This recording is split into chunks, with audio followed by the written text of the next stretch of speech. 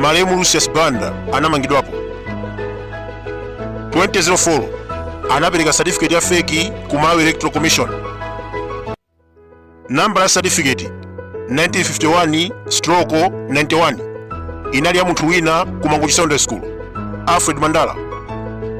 Examination number 11/015 imachokera ku Chilazo Secondary School.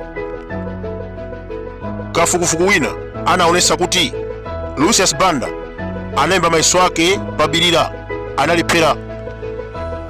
Anabwereza pa Charles Lwangwa 1992 analipheranso. Potero khoti inampeza olakwa ndi kumutsekera ku ndende. Leronso tikumva nkhani ina yokhuza certificate. Akuti Chisale anagwisa ntchito JC ya munthu wina polowa asilikali, koma chodabwisa certificate yo palibe. Nayonso MDF ilibe umboni. Polisi ikukakamira kuti Chisale anapeza mwayi ndi certificate ya wina. Dzina lakunena kuti Pontius Hiwa, munthu yonso palibe. Pa nkhani ya soja Lucius Banda, polisi inapita ku Mangochi Secondary School. Anacheza ndi headmaster kuona malizasi, komanso anacheza ndi Alfred Mandala, the owner of certificate number. Anapitanso kubira deki kumene anatsimikiza kuti soja anaphera mayeso a 1991. Potero anathamangira kumanepo, anakumana ndi Director of Security Robert Halawa. Anauza polisi kunena kuti examination number ya Lucius, that was 11/015 imachokera ku Chilazo Secondary School. Pa nkhani ya Chisale maprocess osewa sakuchitika.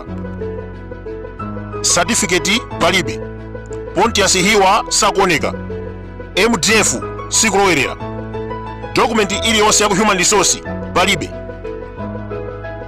Jaji Madaliso Chimwaza akugwisa ntchito umboni wapakamwa. Mnyamata wamkono umodzi led by Kamajekete ndiomwe akutsogolera. Akunena kuti Chisale amenewa anagwisa ntchito certificate ya Hiwa. Ndiyebe amalawi ambiri akudabwa.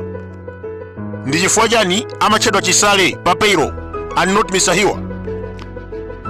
Tiyerekeze inuyo ya munthali mwaba certificate ya mwali ndi ukawera ntchito. Nzachizwikire dzina pa ntchitopo lisintha kukhala mwali. Same applies to Chisale akanasintha kukhala Hiwa. Aphunzitsi akubirira Ruth Mankhambera, Eustace Kazembe ku Mangochi Secondary School, Director wa Manebo Robert Halawa, komanso mwini certificate number Alfred Mandala anaonekera ku koti kukapereka umboni pa nkhani ya soja. Leronso tikufuna Pontius Hiwa, MDF Human Resource Manager ndi mboni zonse aonekere ku koti. Mnyamata mkono umodzi sangakhale mboni chifukwa ndi agent wa Kamajekete.